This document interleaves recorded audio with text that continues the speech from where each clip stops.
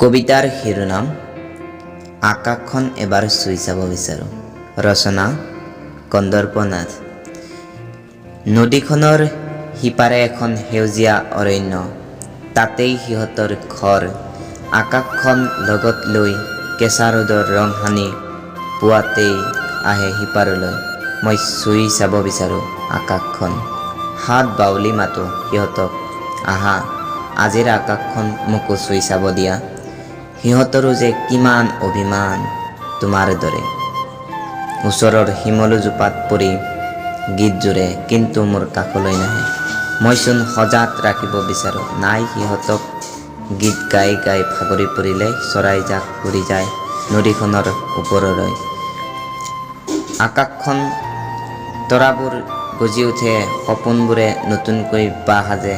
কাইলৈ পুৱাতে নতুনকৈ দুজোপা শিমলু ৰুম। ফাগুনত ৰঙা হ'ব পৰাকৈ দুজোপা শিমলু, তাতে আহি এদিন সিহঁতে আকৌ গীত গাব। মোৰ অনুভূতিৰ জুলুঙাটো জোকাৰি চাব আৰু উপহাৰ দি যাব আকাশখন।